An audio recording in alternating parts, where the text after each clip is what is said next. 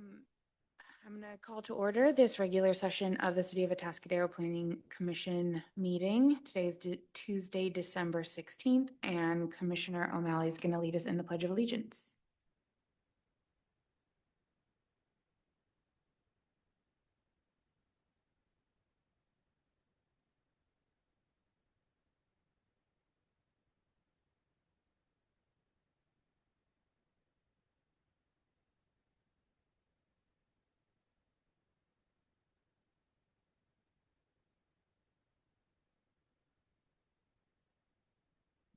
Roll call, please. Whoa. Commissioner Farrell. Present. Commissioner Heath is an excused absence. Commissioner Jones. Commissioner O'Malley. Present. Commissioner Panaccio.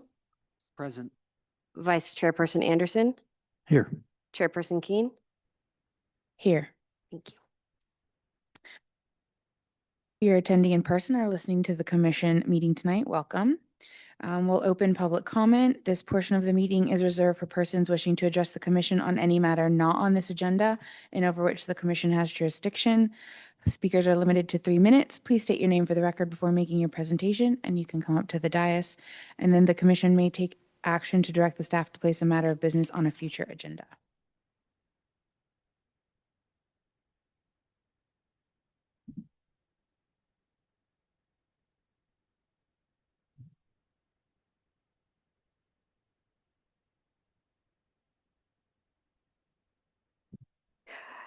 Hi, my name is Linda Ikeda, and I'm here to urge you to submit comments on behalf of Atascadero to help retain local authority in siting cell towers and its infrastructure. A federal cell tower takeover is quietly taking place in Congress and at the Federal Communications Commission, the FCC. Please oppose H.R. 2289. It is up for a vote in the House anytime. And the FCC deadline for comments is December 30th. I sent you this article. It has this picture on it, Stop the Federal Cell Tower Takeover. I sent that today. If you didn't happen to see it, you can look for it. Anyway, in it, there is a sample letter that can be modified to reflect our community values. I provided links in my email also for that. It's in the body of the article. Please do what you can to oppose the federal telecom takeover. They want to blanket America with towers and antennas without our say. We would be in standing with the United States Conference of Mayors, the National League of Cities, the National Association of Counties, the National Association of Telecommunications Officers and Advisors, who express strong opposition to these bills. So anyway, we wrongly assume these towers are safe.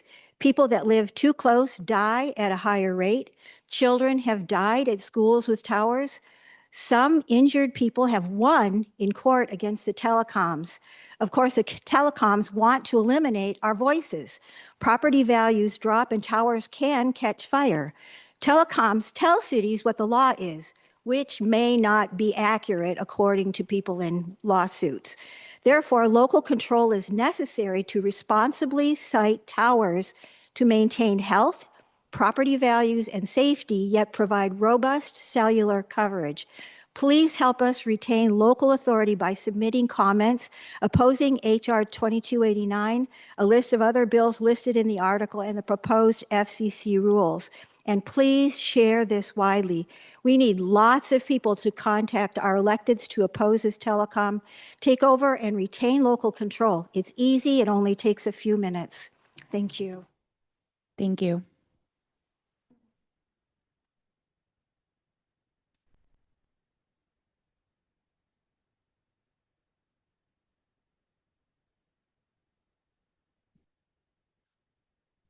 Okay, moving on to the consent calendar for public comment on the consent calendar. Commissioner or Chairperson Keene, if you just want to close public comment. So I'm closing public comment for public comment and then opening public comment for the consent calendar. That's correct. Okay.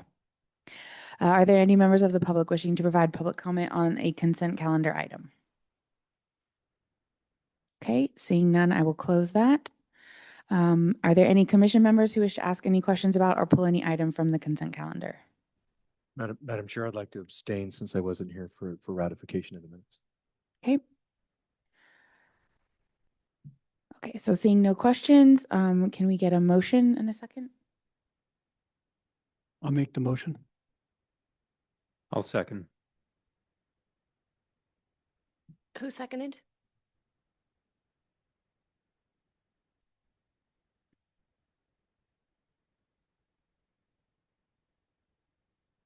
Oh, yes, roll call, please. Vice Chairperson Anderson, Yes. Commissioner Farrell, Yes. Commissioner Jones, Abstain. Commissioner O'Malley, Yes.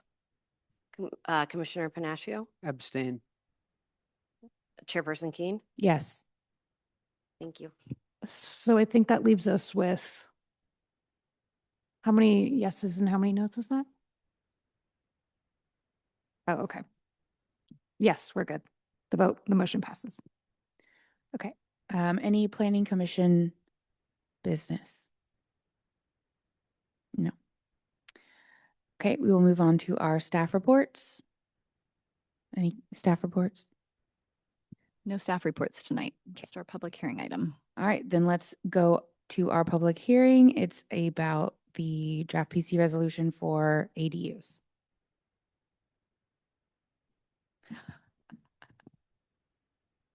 Somebody in the audience is very excited about this. I bet he had a part in drafting it. No? No.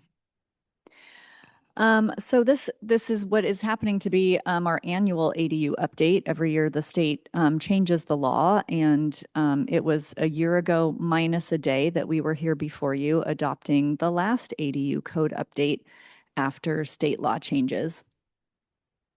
So a little bit of background, our ADU ordinance was first adopted in 2003. This was sort of before a lot of the state law control of ADUs, and it was more of just an allowance for ADUs throughout the city.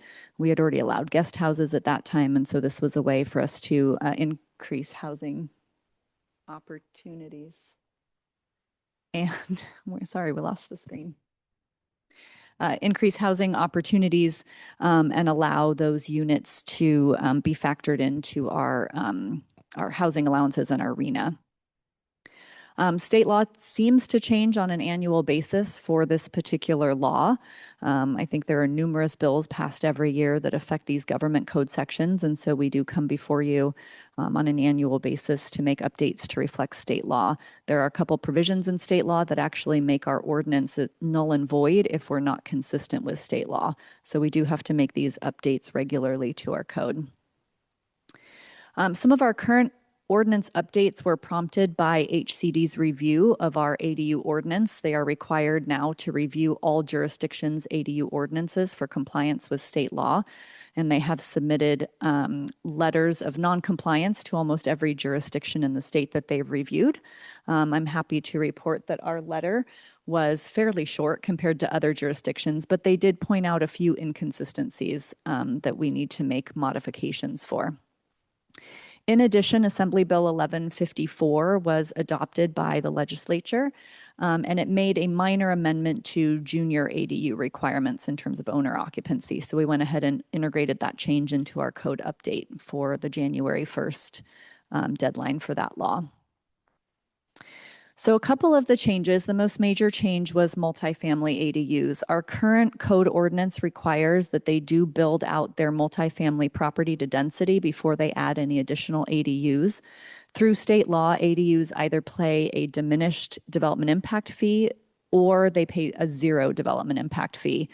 And so when the city council looked at this law originally, they said, well, that seems a little bit unfair to the city for people to just add units to their multifamily property that don't pay any fees when they really could be adding regular units that do pay fees. And then we'll let them add on the ADUs on top of that because they are truly meant to be in addition to. The state came back with their ruling and said, no, anybody can put an ADU on any property regardless of how many units are there today. And it's simply based on zoning or development of the property. So we are modifying our code to clarify that ADUs can be built on any multifamily property regardless of the density they are currently built out to today. The next issue that the state came up with was setbacks. Our council had adopted larger setbacks for larger units.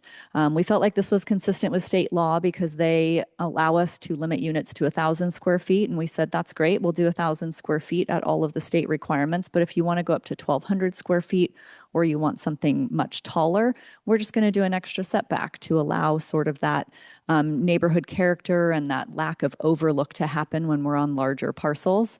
The state said no, regardless of what size of unit you adopt versus what you were allowed to do, the minimum setback will be 4 feet for new ADUs. And so we did modify our code section to reflect the 4-foot minimum requirement for new ADUs, regardless of size. We don't get a ton of ADUs at the 4 feet. Our parcels are generally fairly large and people are pretty respectful of standard setbacks and siting of ADUs. There have been a couple at the 4 feet, but we just blame it on state law now. So that's what that is. Again, the changes to junior ADU law, there used to be a provision in state law that required owner occupancy somewhere on the property if you built a junior ADU. I think junior ADUs were originally kind of seen as that extra little garage conversion for a family member or a master bedroom conversion. But over time in state law, they morphed into separate units, but they never got rid of that owner occupancy provision. So this state law and our code update will remove the owner occupancy provision, providing that they don't share a restroom with the primary unit. That is still allowed per state law, and in those cases, you can require owner occupancy of those units. It would be weird to have 2 renters sharing a bathroom. I think it'd be weird to have an owner and a renter share a bathroom too, but that's what the state law says you can do. And then there are a couple minor amendments. So our fabulous city attorney team went through our ordinance and made sure everything was tip-top shape. There were a couple section references that were out of date, so we modified those. There was also a deed restriction section, and the state said, well, state law says you can't do any deed restrictions that put additional requirements on these ADUs. Our deed restrictions are simply just notification of what the state law is. We believe that that is an important thing to do so that when new owners come onto a property, they understand that their ADU can't be rented for less than 30 days as a vacation rental, and they understand some of the size limitations and state law that their potential property is under at that time. We are modifying our deed restriction section to just require an agreement. We don't really want to argue with the state about language necessarily, but we do want to require that certain things are signed by property owners and put onto the property so that there's notification of what the requirements are in the future. We're not placing additional restrictions on units. We're simply stating what the state law is so that people can be aware of what their property standards are when they purchase a property. And then at the state's request, we also added a clarification that constructing an ADU somewhere on your property will not mean that we ask for fire sprinklers in the existing residential unit on the property. We've never done that before. Maybe other jurisdictions have, and so the state is requesting this, this amendment to code for clarity. So with that, staff is recommending that Planning Commission adopt the resolution before you this evening to update Chapter 5 of Title 9, dealing with accessory dwelling units for consistency with state law and HCD's determinations. As always, the commission has some alternatives. You don't have all of the alternatives that you normally have. You cannot necessarily recommend denial of these code updates as they are required by state law, but you can recommend some modifications providing they are still within the parameters of state law, and or you may determine that some more information is needed and continue this item to another date. So with that, that concludes our presentation, and we are available for any questions that you might have. Does anyone have any questions? Go ahead, Commissioner.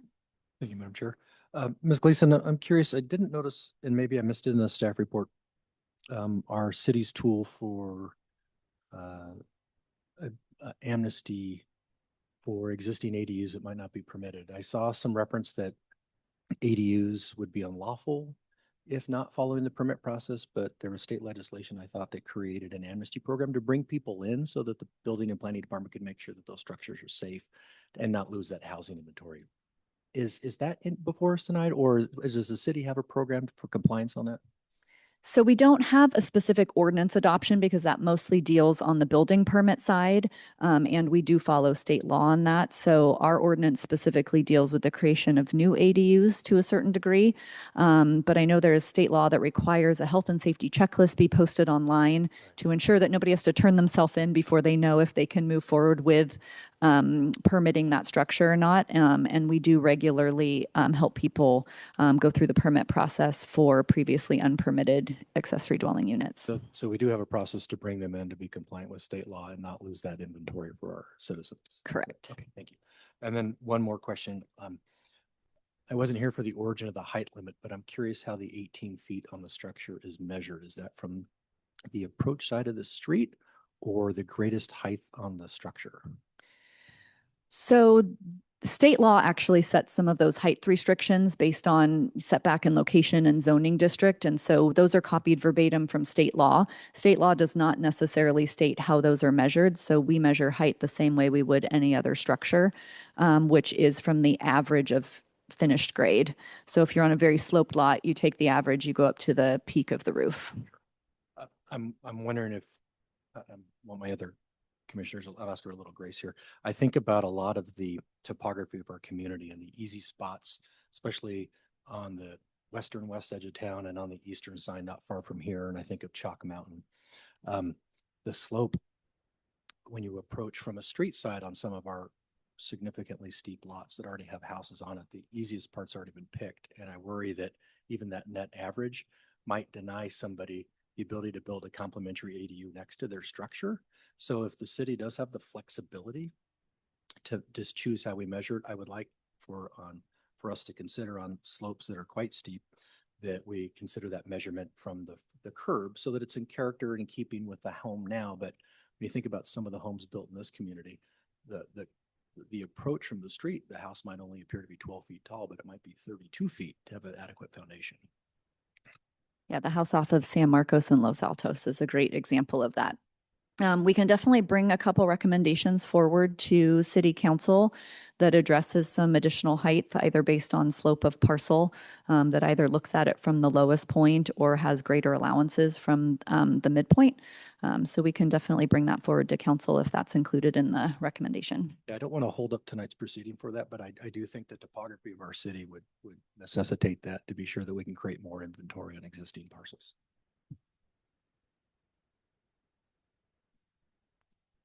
I'm done. Thanks. Two questions. One kind of on that. Is that something that we can include in this part?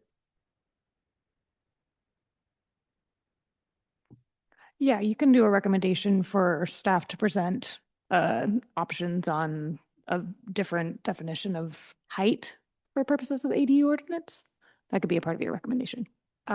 And if someone's trying to build an ADU where that height is greater, I know that we have like some standards where they can just go through the process. Would that come before the planning commission if someone was trying to build an ADU that was above that height with our current ordinance? Or would we just say, no, you can't build that? ADUs are required to be ministerial, and so I don't know that we would have that option. But our standard height in a single family zone is 30 feet. So there is quite a difference between the state's height allowances and what our code currently allows as just a regular single family home. So I think, we have a couple options where we can increase height or measure height either from the lowest point to ensure that somebody can build that 1-story ADU, or we can just increase the height if you're on a lot over a certain slope. That allows for that. So we can bring those two options forward to City Council. I don't have perfect words worked out for you right now. Yeah. But I think the gist of it would be kind of those two options, either measure from the lowest point and maintain the state's height, or increase height allowances and measure our standard way. Okay. And then my other question is, and maybe I just missed it, is the definition of sanitation facilities, is that like known as bathrooms, or does that include like septic tanks and other parts of sanitation? That is a restroom. Okay. Mm-hmm. The state law is fairly clear on State that. law says that's what a restroom is. Okay. Yes. I just wanted to make sure. Any other questions? Anybody? No? She answered it already. Oh, awesome. It's like we've got this connection or something. And I was dazzled by your presentation, by the way. Thank you. Stealing my line. We're always trying to be dazzling. Ah, Tori makes us. it's a requirement. Okay, are there any members of the public that wish to speak on this item? No, okay, then I will go ahead and close public comment. Any other commission comments, motions, anything? Yeah, Madam Chair, I'd just like to encourage, I think I feel some energy towards that height measurement, but I want to be sure that we're being, if the rest, I want to take a straw poll to see if the rest of the commission's in favor of looking for that flexibility, given the topography of our city for the height measurement. Yeah, I think that staff probably can, with their experience in planning, kind of figure out like what that slope would be and that height and give those options. Because I agree, there are some pretty wonky properties. I just want to be sure. Yeah. I'm asking our commissioners to consider that as part of the motion tonight. Thank you. I would just like to say that it seems that an either or, because of each project is different and it requires so much subjective consideration, that giving that additional flexibility would definitely give the staff a little bit better ability to help people build projects that don't necessarily fit into a cookie cutter type of situation. So exactly what Kelly was saying was the either or method is probably a really good way of looking at it. I like that. So an either or, depending on staff's recommendations, and they could always, the applicant can always come and contest it, but I think that they know what they're doing. We will definitely bring more than one option to council for their consideration and allow them to have a ton of information to make a decision based on. All right, thank you. I'm sure it will be a dazzling, heated debate. I hope you join in to the hearing. And just for clarity, whatever standard it is needs to be objective so that these applications can be considered ministerially throughout. So whatever it ends up being or whatever is discussed by council, it will need to be an objective standard. Yeah, absolutely.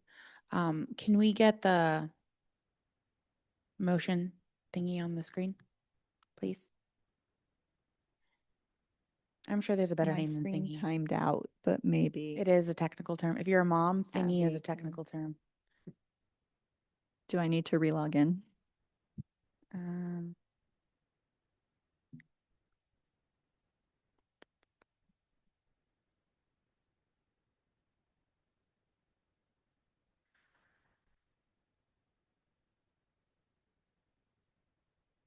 is that it? And I would recommend if you're wanting to have council look at the flexible height measurements to add that to direct staff to ask the council to consider flexible height measurements to account for sloped lots. That sums up what I've heard from you tonight. Okay. Someone want to make a motion? Sure, I'll move. Yeah, the it's staff it's your addition. Go for it. I'll move to approve the staff recommendation and add a provision that staff present city council with standardized height measurements to reflect the topography of the lot to ensure that an ADU can be built on a steeper slope.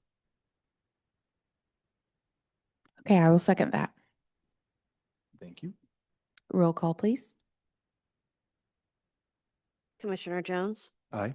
Chairperson Keen, Yes. Commissioner Farrell, Yes. Commissioner O'Malley, Yes. Commissioner Panaccio, Yes. Vice Chairperson Anderson. Yes. Motion passes.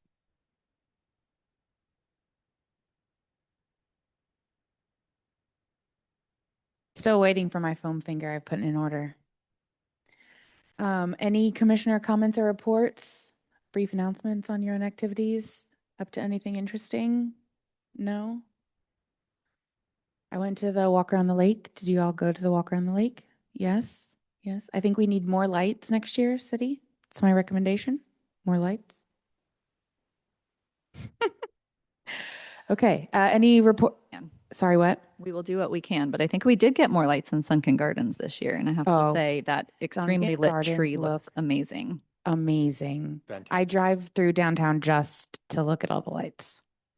So, and Winter Wonderland was wonderful. Did y'all go to Winter Wonderland? It was busy and Christmassy and wonderful. So we've had it was not too cold. Yeah. Yeah. The joys of California. But we've had lots of fun holiday things. So thank you to the city for putting all those on. Any report from the director or the assistant director? I'm going to say planning manager. Oh, planning manager.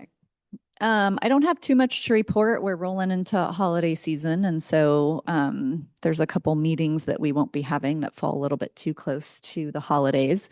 But we are going to hit 2026 pretty hard with our general plan update and our comprehensive zoning code reorganization and update that dovetails into the general plan. So we are going to have a series of kind of workshop meetings, and those will likely be held on city council dates as part of their agenda. And so we will let you guys know when those are happening because you are very encouraged to come and listen to some of the conversation. We're going to be tackling some of our zoning code update issues in terms of change of process that we're including for some new application types.